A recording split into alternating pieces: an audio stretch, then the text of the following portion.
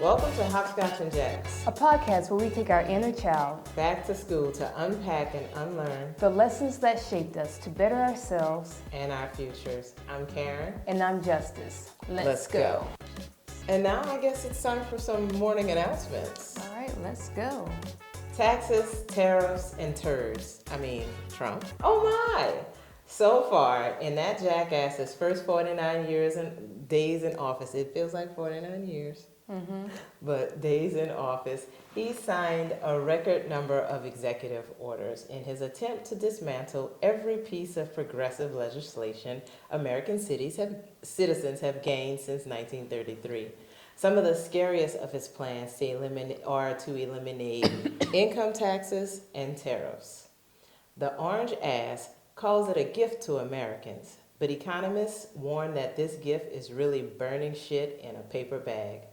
Not paying income taxes would mean more money you take home, but those savings would be replaced by sales taxes. Unfortunately, we would be up Schitt's Creek, paying probably 33% more on everything that we buy. What do you think about this, Justice? Well, if you're in the percentage that's making more than $120K a year, you're not going to feel affected. You're not going to feel it. If you're making around $50K a year, you're going to feel the burn. Yes. And if you're in between, it's going to fluctuate, Right. And, the way the economy is and the way corporations and businesses react to the stock market and everything that's out there, your job isn't always guaranteed. So even when you go shopping for a new position at a new company, that could be limited because everybody's going to be looking for work and looking for a range of 120 plus. And I'm thinking about the families, and that's just gross. So let's not even talk about like all your regular expenses or the state taxes that you're going to have to pay, because I'm sure the state taxes are going to be affected, right? Yeah. And so what we have now is just a domino effect. And you know what happens when you play dominoes? You get your ass handed to you? You get your ass handed to you. Drop them bones, mofo.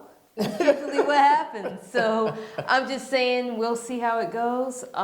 You got some people who are saying this is the perfect time to invest in the market. And, if you have the money and the luxury to do that, okay, go for it. But not that many Americans do have that luxury. They say that most Americans don't have $500 in the bank to pay for an emergency, which is insane to me. Like, I don't know how I would be able to cope. I have to say. Go ahead. No, living paycheck to paycheck. Right. Like, that's crazy. Like, my thing about it is I live paycheck to paycheck, but it is only because I am trying to make sure that I have retirement money. Mm-hmm. Like, I don't go crazy because I am trying to make sure that I am always going to be okay. And I think that is the problem, is that we're saving money to live off of when we're 70 and above, to try to enjoy life, and even that's not guaranteed. Like the 401k, you're putting money into it, but if the stock is going down, guess what? Your 401k gets fucked up too, And if a company, back in the day there was Enron, and you had that situation where so many people that put their life savings in the 401k, they lost it, by corruption. So it's like you keep putting money into the system thinking that it's going to be protected. People aren't even guaranteed their Social Security. Oh. So it's like you keep asking for more money from us, and then it's like, well, don't worry about your income taxes, Trump. Well, you'll have more money to put back into the economy. Oh, wait, let's just increase the sales taxes.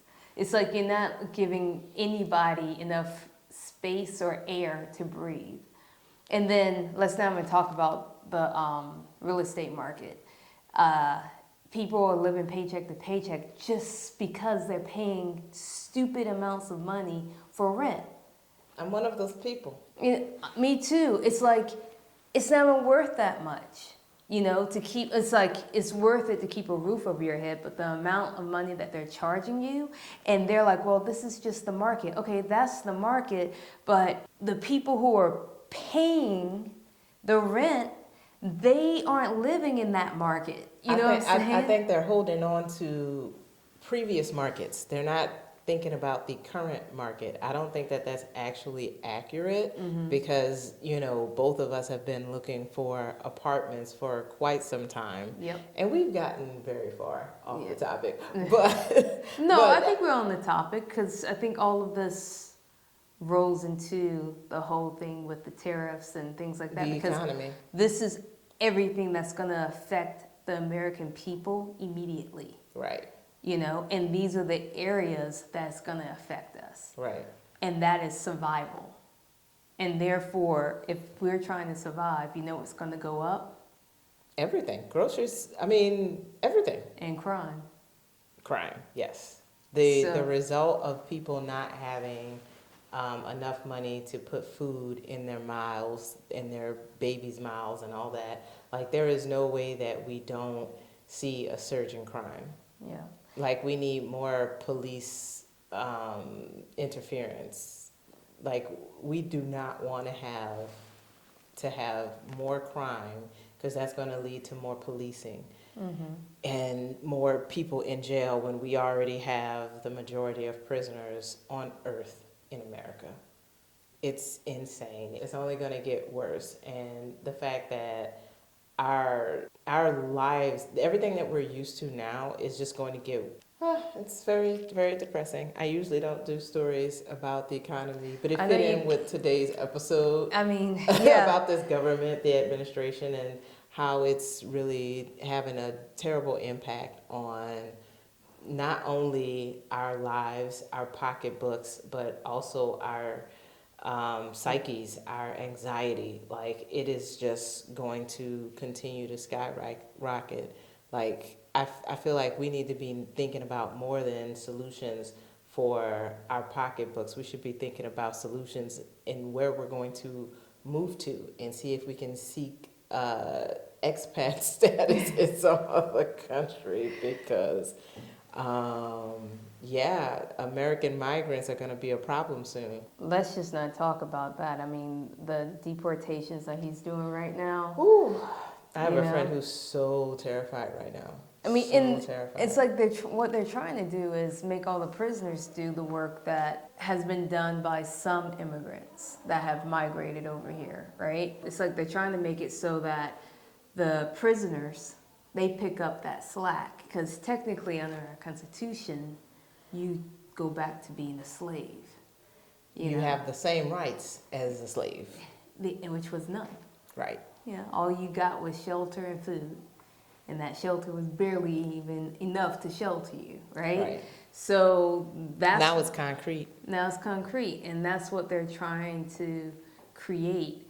I don't know.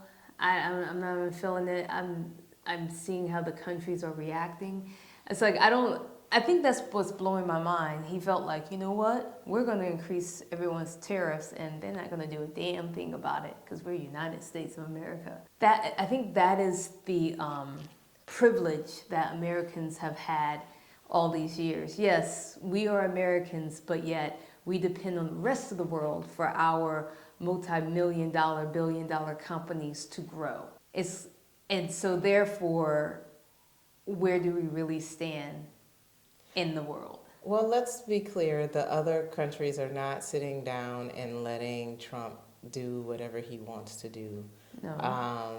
They are fighting back with, what are they calling it? Retribution tariffs or whatever it is.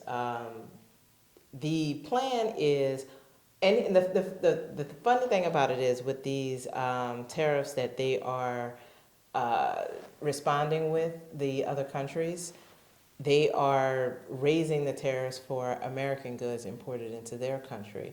So we do it to them, they do it to us, and Trump is like, oh no, I can't believe they're doing this thing when we're just trying to get back what we were giving to them. That's not true. That's the privileged mindset and a narcissistic way of thinking. Right. It's pretty terrible. I don't understand how anyone could still be standing up for any of the things that's happening right now, except that they're still quite oblivious to what the repercussions are going to be, like the raising of tariffs on our goods. Good luck, small business owners. Amen to that. All right, so we're going to get into today's curriculum, which is the poverty mindset, which is dealing with psychology. And so diving right into it is something that a lot of people may not even realize is affecting them. And this whole idea of the poverty mindset is something that is sometimes new, sometimes old with some people. Have you heard of it before? I have. Yeah. It's one of those things that can really hold people back without them even realizing it. Basically, a poverty mindset is when you start viewing the world through the lens of scarcity, like there's never enough. You focus more on what you don't have instead of what you do have and what you could achieve. Exactly. So it's not just about money, right? It's about this fear of having not enough, or the fear of not having enough. So yes, money's included, but it's time, it's opportunities, it's relationships. You're always just worrying about losing what little you do have. And when you feel this constant feeling that you're just one step away from running out of resources, you will always find yourself looking for those resources. And I myself, at times, I fall back into this poverty mindset due to expectations I put on myself. But also since I moved to LA, I found myself in situations of having and not having enough.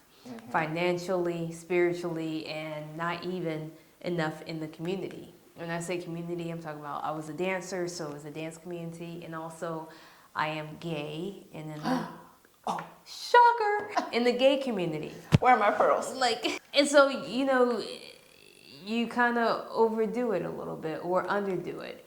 And with this influx of uncertainty that's going on in today's climate that we touched on earlier, this feeling of this poverty mindset is rapidly growing within me, yet again, as well as many others who I know I've spoken to, because everyone's concerned about their job. They're concerned about what if our relationship ends, and if this relationship ends, what I'm gonna do. I mean, this just isn't the time to be out there doing it by yourself. And so with that said, in order not to fall down this slippery slope again and living a life of I don't have enough and putting myself in situations, because I truly believe, you tell me what you think about this, I believe if you focus, if you put your energy into something, right, negative or positive, let's say in this case it's negative, right, eventually that's going to come to light. So if you focus on the negative in your life that has not yet happened because of fear that it could happen, could you put yourself in the position that it does happen? Yeah, I do think that your mindset starts to manifest, dare I say, in your life, and that's negative or positive. If you are generally someone who is a positive person, it doesn't mean that everything that happens in your life is going to be positive. It just means that you're more likely, one, to see it when it happens and recognize it. You know, sometimes when someone with a positivity, with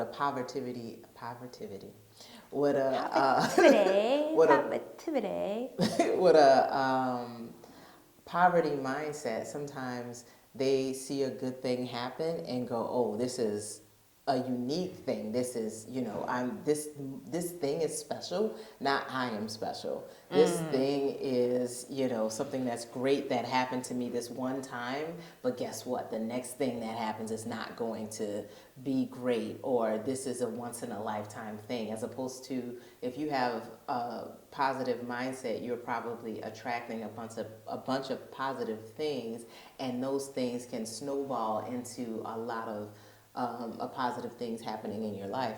But I do believe that it is possible for the negative to be true, that the reverse to be true, that if you are thinking negative thoughts, oh, I'm not going to be able to pay this, or this is going to be hard, or I'm never going to be able to catch up, or I'm never going to be able to do this. You're living your life in that way, and then you're bringing more of that back to you. Your energy draws things to you. So when you improve those things, when you have a positive mindset, then more positive things are going to happen to you, and you'll be able to recognize it, because again, that negative mindset is not going to allow you to flourish, because all it's seeing is negative. All you're drawing is negative. Yeah. That's my opinion on that. No, I mean, that's great. And I think that's like one of the reasons why this podcast has some relevance in today's climate. I hope so. I mean, with everything that's going on, just wanted to provide additional guidance that I didn't have. Yeah. And resources on how to combat this mental struggle, because that's what it is an unhealthy mental state of mind. And how do you think you came about getting your poverty?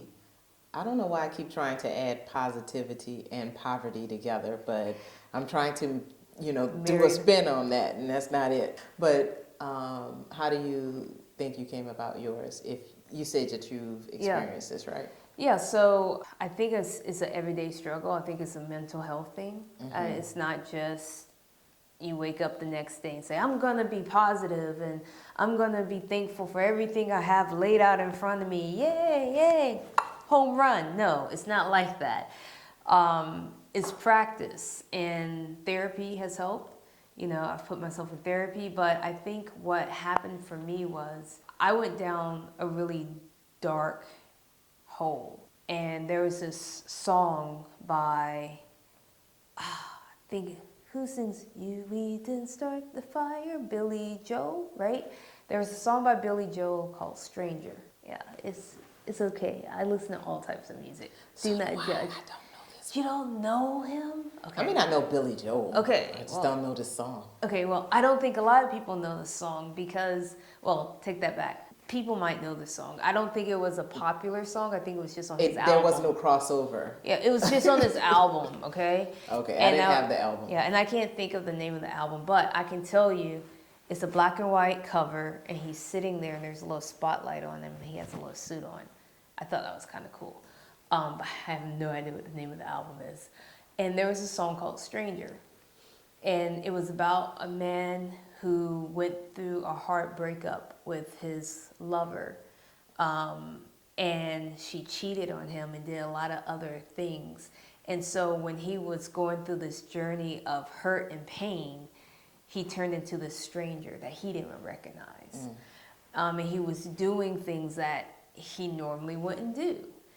He was saying things that he normally wouldn't do. And I was listening to that song, and then tears just poured down my face, because I'm like, I'm that stranger right now. I have no idea who I am. I don't know how I got here, but I do know I'm looking up, and right now I'm so far down. And yes, I had family and friends who were supportive to help me get to where I need to get to, but it didn't matter what they were able to do for me. I had to do for myself. And so I worked hard every morning to get up, and I just started walking around the block. Every morning I would wake up and walk around the block. Take some errand. I don't know if I heard it from someone or someone said it in passing or it was something I read. It's like when you go out and walk in nature, you can hear your thoughts a little bit more clear. I don't know if that's true for California, because I wasn't going hiking yet. I was walking down the street. You weren't on Runyon yet. I wasn't on Runyon Canyon yet. I was inhaling the smog, but it was fine. It helped me out. The smog? The smog. It was like a different high. Right. Well, I gotta check my lungs. Right. But with that, I looked at everything that I had, because I thought that relationship I was in was what was keeping me afloat. I thought the friendships that I made being in that relationship, I thought the job opportunities that came about because of that relationship. I put everything that was good that was happening to me because I was putting as much as I could into that relationship. Versus I'm the reason why these things are happening. Right. And because I put so much energy in that and the negativity of the breakup, I lost everything. Right. So that's why you related to the song so much. That's why I related to the song. But the song came out long before then. And the song came out before I was born. Right. And that's the thing. And you old. And fuck off. I mean, Tell me how you really feel. I mean, damn, I forgot to put my glasses back on, but it's all good. We had a little break. We had to reset. Pew, pew, pew, pew, pew. But it's okay. I can still see. Just acknowledging that if I wasn't, as old as she claims I am, maybe I'll remember to put my damn glasses back on. Right. Where are my glasses? I can't find my glasses. But long story short, because of that, you ask me that is when I first realized I was having a poverty mindset. And as I started to take my walks more and start focusing on where I'm at, the help that I have. Mm-hmm. And when I say help, it didn't mean financial help. It meant I could turn to my friends and they could talk to me. I could reach out, call my mom on the phone, and she could send me some encouraging words. It went from, I had friends that I was like, I just need to get a job. I can't find a job right now. Oh, a friend gets a job at a hotel. Never done it before, but I've done bartending. I've done this. I can bottle serve, get that job. Once I was in there and I had that job, I was like, okay, it was only for the weekends. Mm-hmm. How do I make this turn this opportunity? I started focusing on the opportunity that was in front of me. I didn't focus on, I'm only making money on the weekends, Right. I need more to keep this roof over my head, and I have a manager that's allowing me to stay in this place knowing that I'm not paying my rent right now. I was like, okay. It's a blessing. A blessing, right? So I saw opportunity to work in the bar and work as a cocktail server there, but that was more constant income. And I was, so I was like, hey, I would love to work Monday, Tuesday. I was able to pick up shifts there. That I became a permanent full-time employee working there. Part-time because they only hire part-time, but I was able to make those hours. Right? And so as that started to happen for me, and my sister helped me put a plan together to get out of debt. And she helped me with that, Mm-hmm. And then, so I get that poverty mindset because I went from living, I don't have anything, to I do have it. It's right there. I just need to know how to grab it. Right. And accept it. Right? So as things in my life started to get better and that, I was like, oh, maybe I can have a relationship. You know what I'm saying? Do a little relationship thingy. But the problem was, because I feared so much of not having money in my account again and losing everything, I told my relationship, look, I'm not going to work because you want to see me. It's like, I have to go to work. Right. I have to pick up this extra shift. But you just worked 7 days back to back, and 2 of those days you work a 12-hour shift. I was like, yeah, I know. I have to keep going. Right. So then I stopped nurturing I was stacking, right? And I stopped nurturing this relationship. But I also didn't see that this relationship was going to go anywhere because they had things that they need to work on. And I wasn't really fully invested in changing everything about what I am trying to acquire in my life, because a person's like, I need for you to focus on me. I'm like, I already focused on someone else, and this is where they left me. Right. And my mental got me here. Right. So now I had to course correct my mental so I can get here, and I'm not falling for that hoopla thing. Right. So as time has grown and everything, I have been fortunate enough to focus on my career, but I do find myself sometimes going down a slippery slope when I'm with an individual because I don't want to lose them. And it's that the fear of what's the word that I'm looking for? Poverty? Rejection or Abandonment. That could be some of those things, but Fear of being alone. fear of being alone. And so putting my mindset on the fear of being alone, those relationships didn't really last. No matter how much I thought I was putting into it so that they could last, I wasn't loving myself. I was sacrificing who I was in those relationships, and I was sacrificing my goals. I put my goals aside. I was like, okay, making enough money, this can help, but this is what they really want to do. Let me help them do that. And then I have my dream that I want to do, but they don't have enough patience or grace to give me like I gave them. Right. So it starts to split up. We start going in opposite direction. Because when I start noticing that, and I'm like, I've been through this before. I went down a spiraling hole. I was in a dark place, and I remember that stranger. I don't want to get back there, so I need to figure out how to make this ending of a relationship work for me and my mental health. So at the end of the day, it's like, how do you live a life that you know you're going to have your ups and downs, but you're not focusing on the down so much that you start to move in the direction of downward spiral versus the upward spiral. It's like you have a yin to yang to everything, right? Yeah. And it's all about that saying, which wolf do you feed from the inside?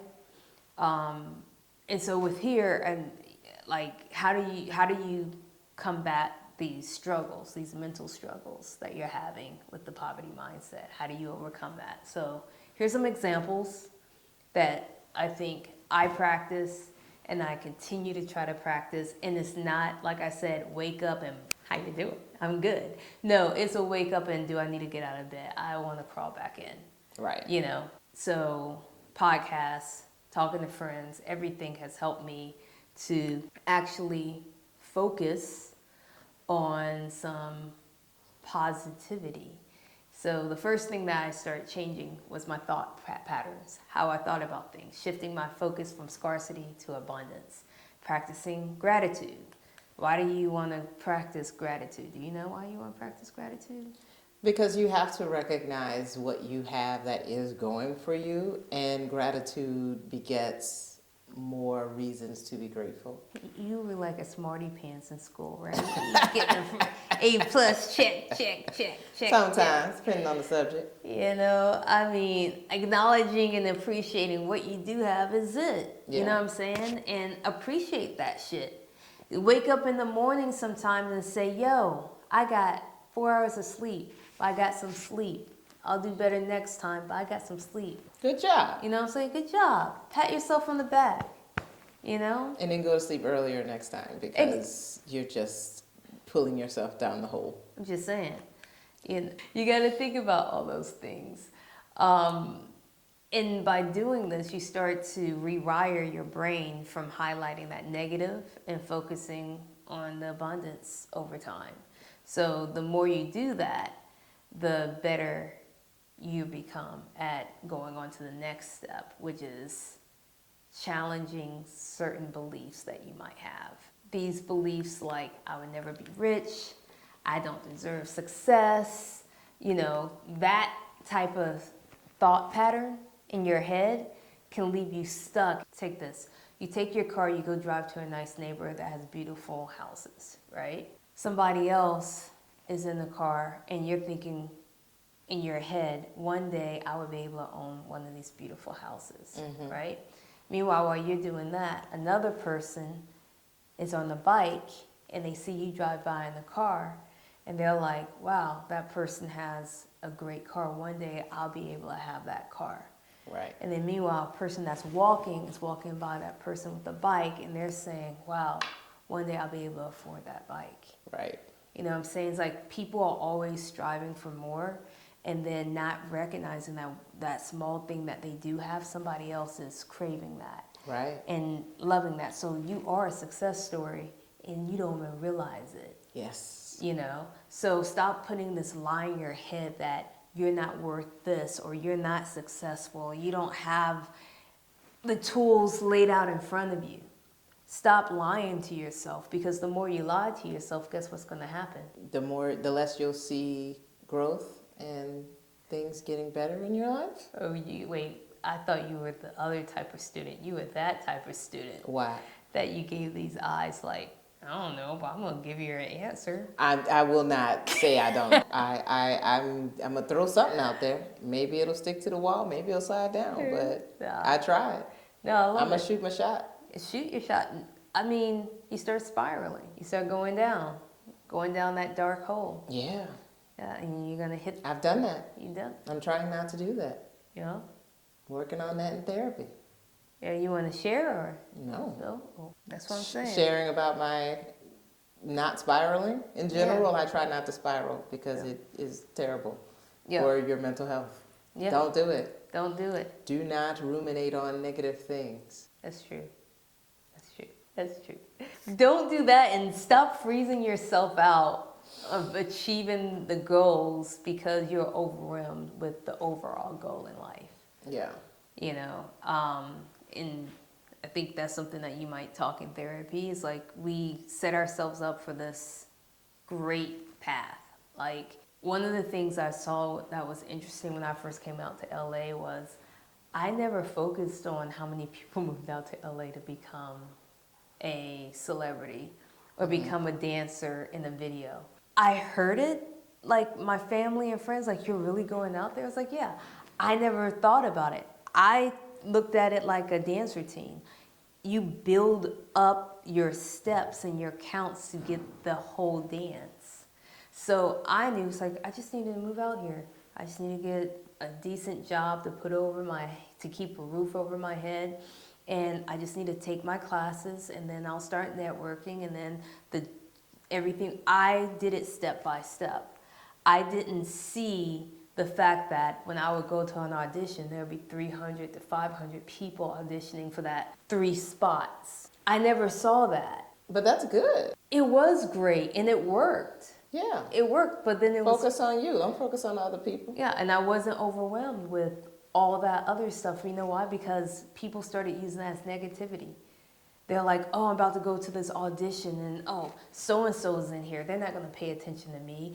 Or, oh, they're looking for a light-skinned black person, so therefore, why am I even here? Right. You know, it's like you start cutting yourself before you actually cut. You know, you start pulling yourself out of the job before you actually know that you're going to lose the job. But that's not even just a poverty mindset. We talk about that. They talk about women have that big old problem where the stat is something like most men will apply for a job if they have 50% of the qualifications, whereas women feel like they need to have 100%. Like if they have less than 80%, women will not apply for that job. And I know I've been in that place too. It's just not having the belief in yourself. They say, you know, I want to have the confidence of a mediocre white man. Because if you got 50% of a job, of the qualifications for a job, and you're still going to do it, that's a lot of confidence. That's a lot of confidence. And most women don't have that. If women did that, we would be running this country, but we are not because, I was going to take us down a whole path that has something to do with, I feel like not even enough women have applied or run for president to have won the presidency.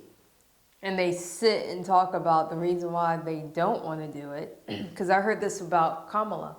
America wasn't ready for a female president, let alone a black female president. Black and Indian. And Indian. Facts. She's biracial, Trump.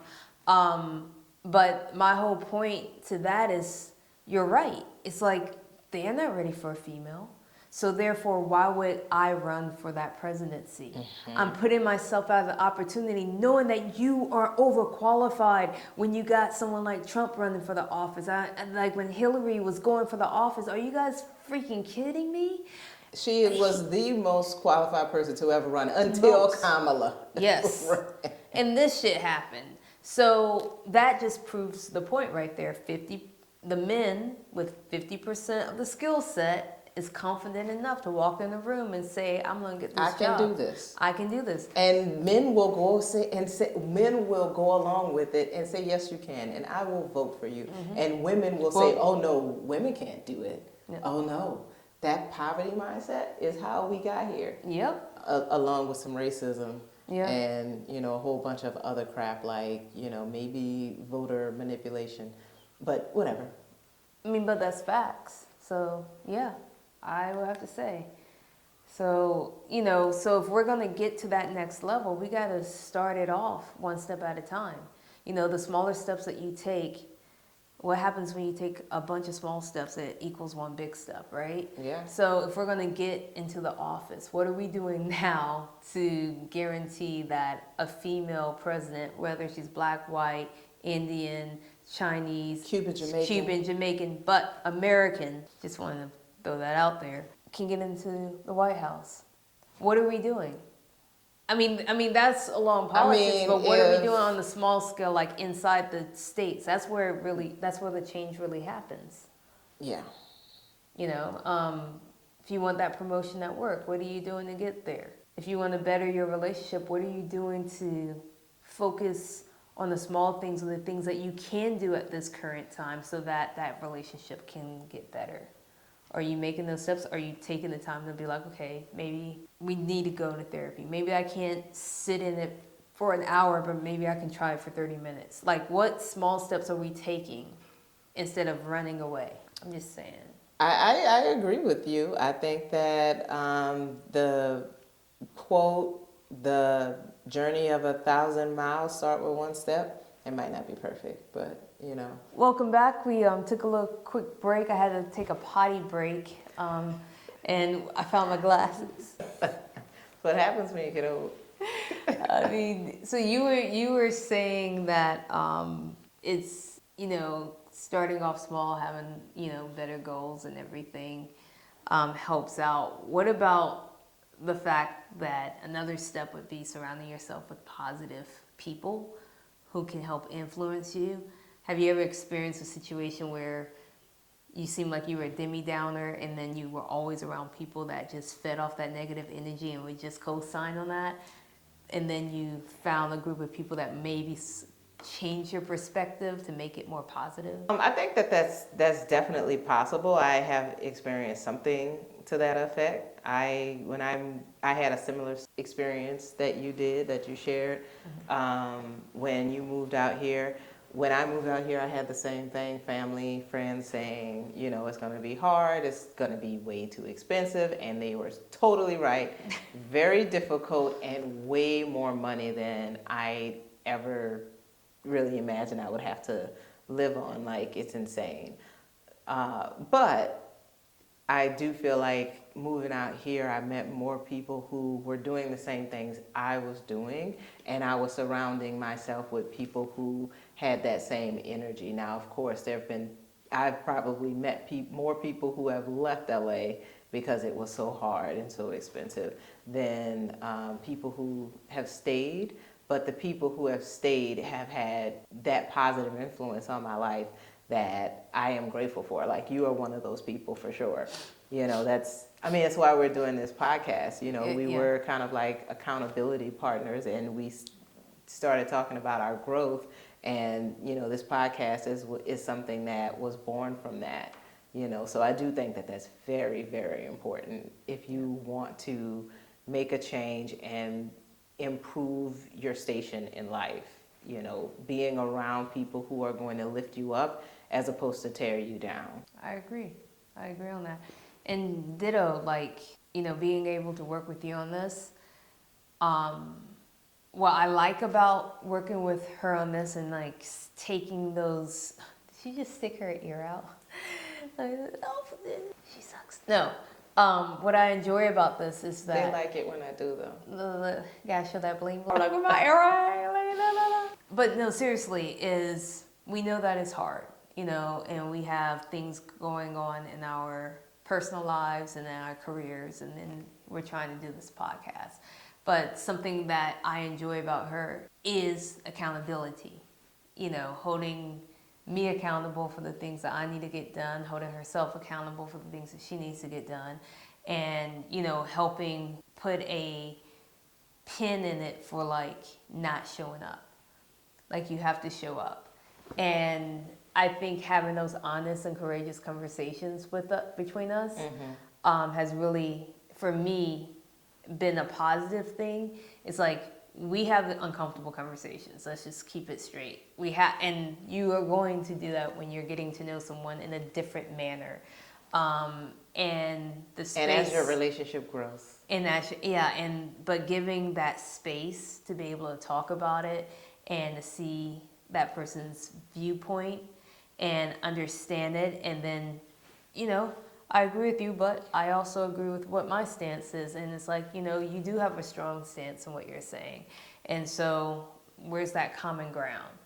You know, and I think a lot of people tend to not do that in their relationships. And when I'm talking about relationships, I'm talking about all type of ships. Situationships, friendships, partnerships at work. I'm all of that.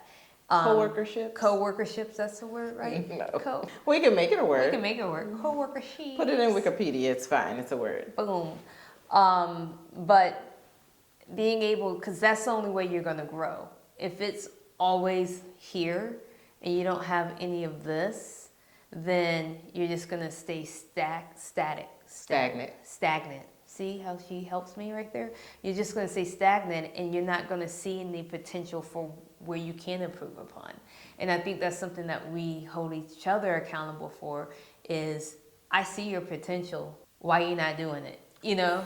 And it's like you tell that to somebody you're in a relationship with, they get all mad and feisty and stuff, but you tell it, I mean, feelings do get hurt. I mean, she told me, I hurt my feelings right there. I was like, oh shit. I didn't know that. And then I'm thinking, damn, yeah, she kind of hurt my feelings right there. But I can't let my feelings get in the way. Because not of your improvement.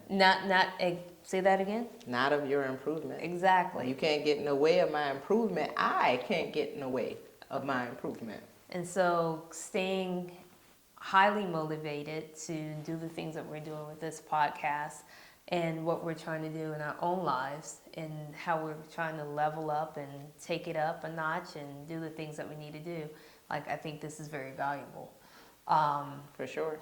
You know, so that's all we keep in our lives is positivity. Surround yourself with people who are going to lift you up and not tear you down. And last but not least, the last and final step is what we've been saying this entire podcast. You have to take action.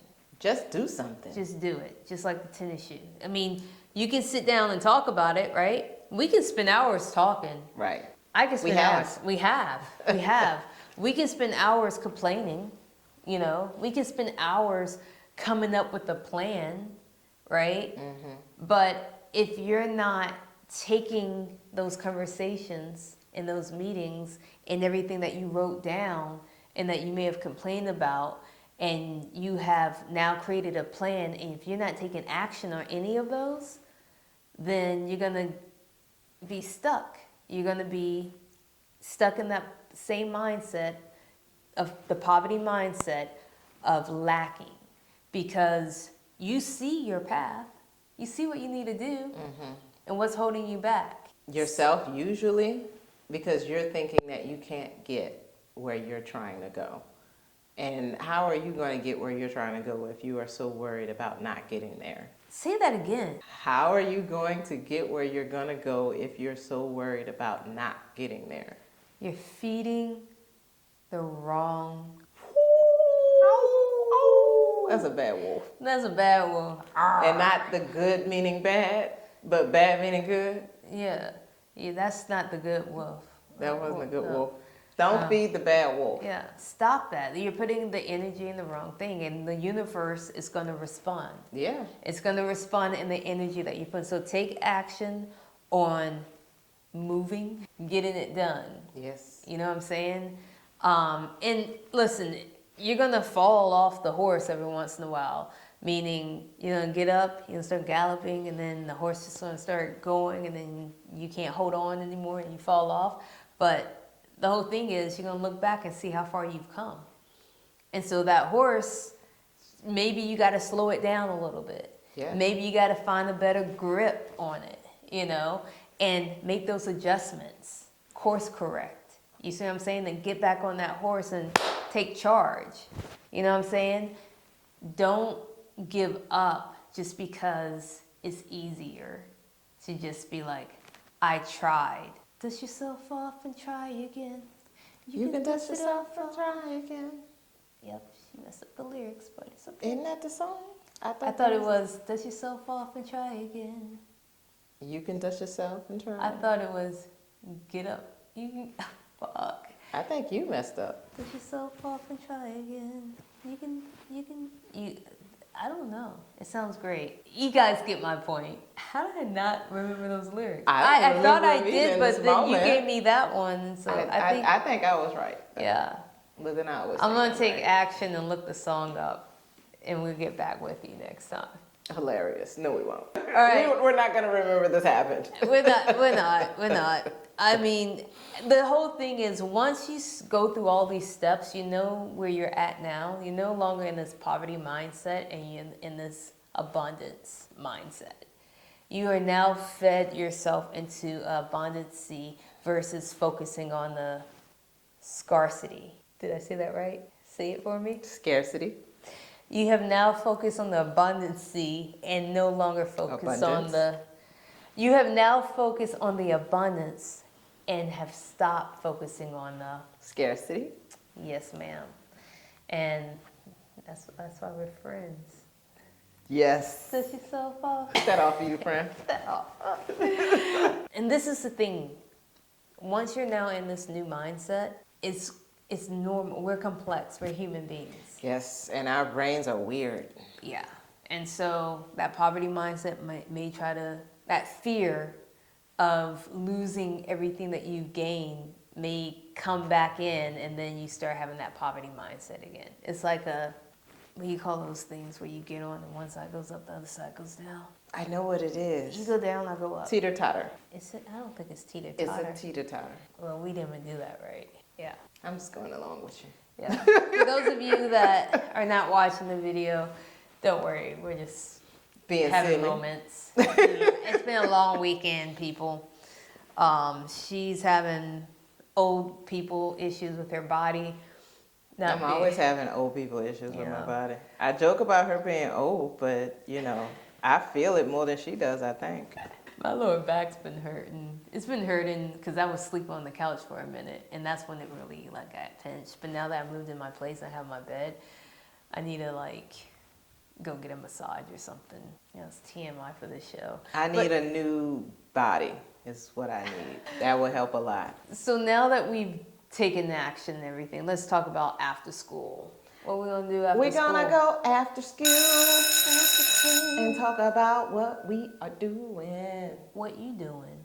I am decluttering. We didn't really talk about my experience with my poverty mindset, my experience with having that.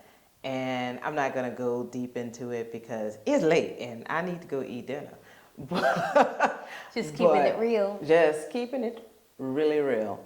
So one of the ways a poverty mindset manifests in my life is that I have all of this room, this space where I live. My apartment is very big, and it made it very, very difficult for me to find another place, because where am I going to bring all of my things from living in a place for more than a decade? Like, how do I bring that to a new place that is considerably smaller? But charge more. But charge more, which is crazy. The only thing that I would get would be a pool that I probably wouldn't get in, and a washer and dryer, which I really do want.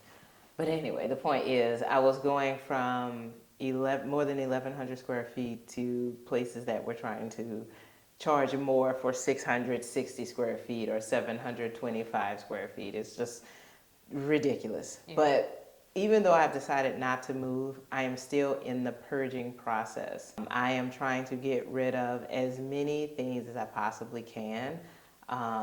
Like I've instituted some things like I've instituted a policy where I can't buy new things unless I have gotten rid of something.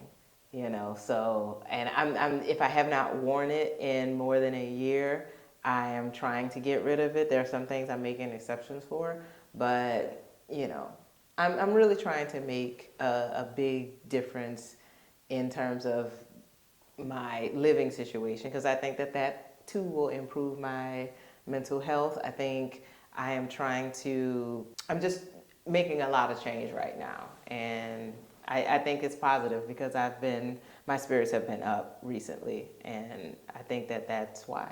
What about you, my friend? Man, I think when you're cleaning out that closet, it helps. Yeah. You know, you start seeing skeletons in there, and then you're like, ooh, I didn't realize they were still in there. I still have stuff I have to get rid of from exes. Yeah. I have a bag full of stuff that I need to get rid of. Dude, I have been going to my old place to clean up.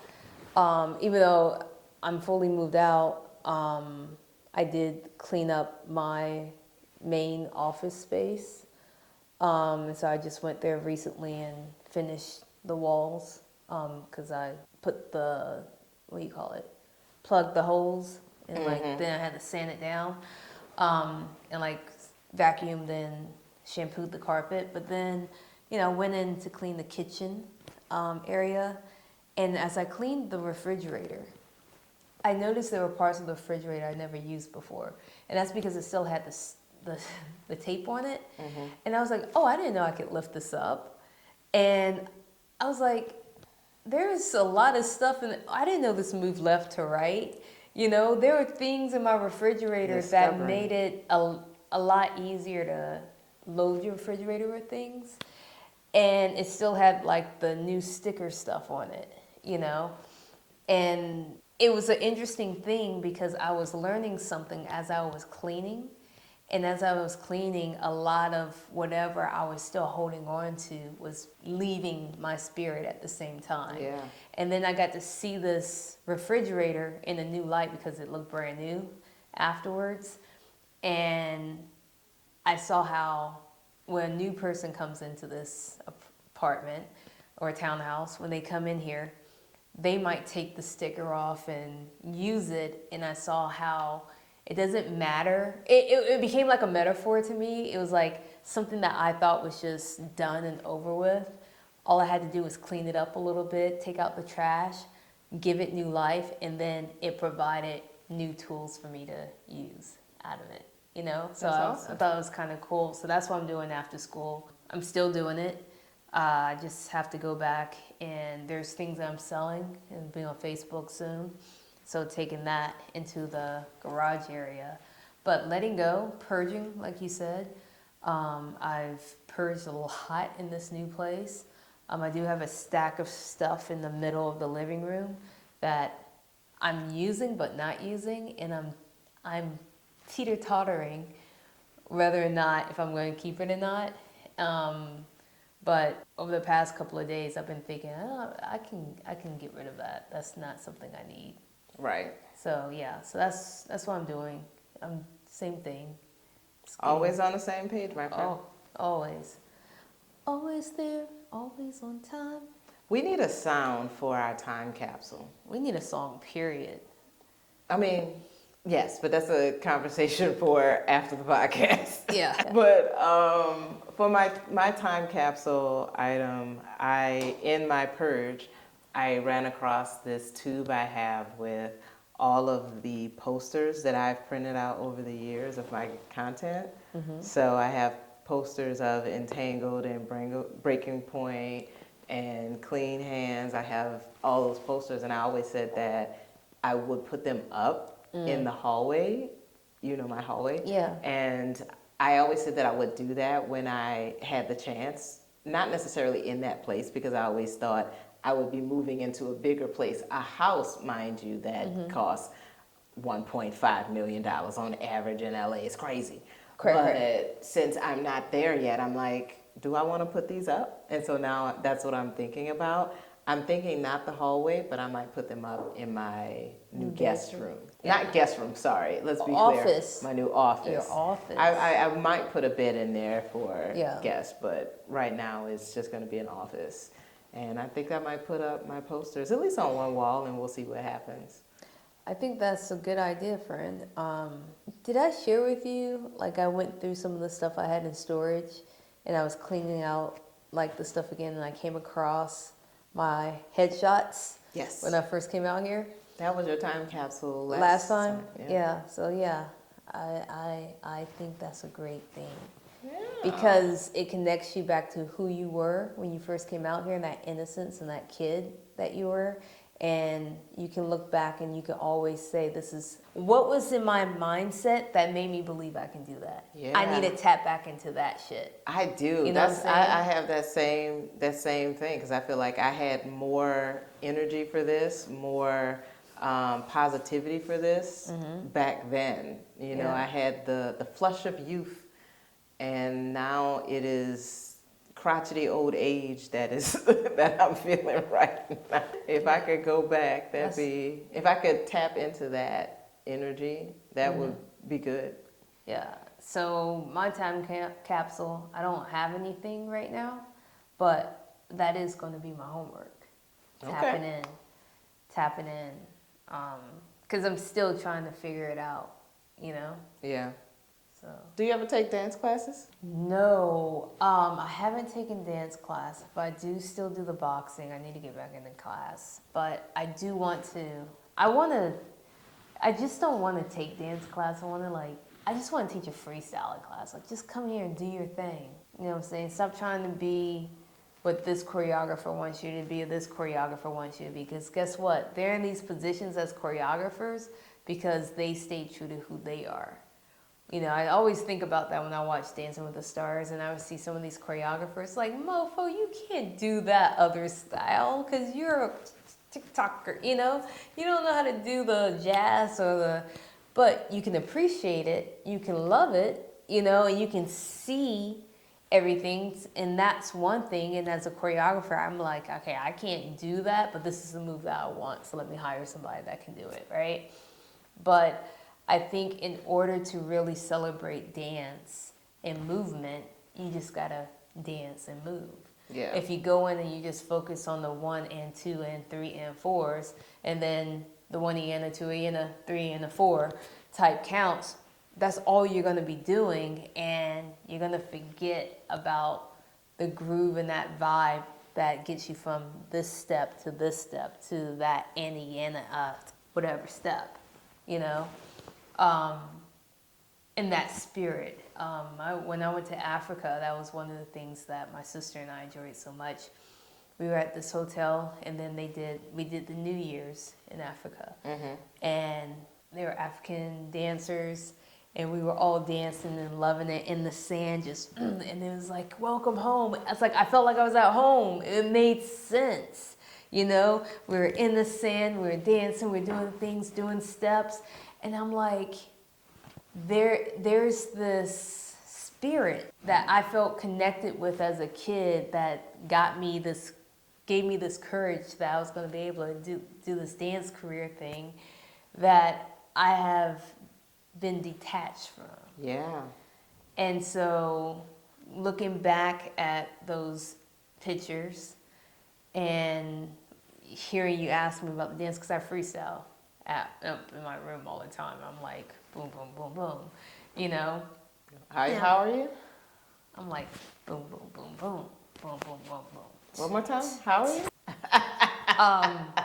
And Rude. And I'm like, oh, I still got it. And I really do. You know how you get some old people out there and they were like, I still got it. And they're thinking You got a little bit more than a two-step? I got a little bit more than a two-step, you know. Not just yet. It's still there. I mean, I know it's going to be a time where everything just slows down and I'll be looking like, you know, you got people going, pa, and I'm like, pa, you know. Back in my day, I used to be able to. You know, it's so cute when you see older people dancing and they do this move and you know in their head the move that they're really doing, that they see themselves. Like someone might be, okay, let me just do a move in the front. Like if I was doing the move, old people, like when they get older, they do a move like this. I'd be like, you know, that's all you need. But when you're younger, you're like, you know, like you give it a little bit more, I don't know if that was a good example. I was watching her in the monitor, making fun of me, mocking me. Anyway, all I'm saying is Stella gonna get her groove back. That's all I gotta say. Oh my God. So with that said, you know, you can find us on Hopscotch-N-Jacks-Pod on Instagram. Did I say that right? Instagram. Look. If you want to know where we're at, just go to Instagram, Hopscotch-N-Jacks-Pod. That's an N, not an N, right? All right. Or you can write to us at hopscotchnjackspod@gmail with the title Story Time in the subject. You can also subscribe to us on all of our podcast listening stations of your choice that you were listening on. Whatever your favorite, find us. You know, find us. Hope we can find us too. We got this. We're gonna find ourselves if we haven't gotten ourselves together. Yeah. Soon. Karen Got This is where I'm at. Art of Justice is where I'm at. And we gonna see you next week. Yeah. And that's with the IS, not an IC. Thank you very much. Boom. Peace.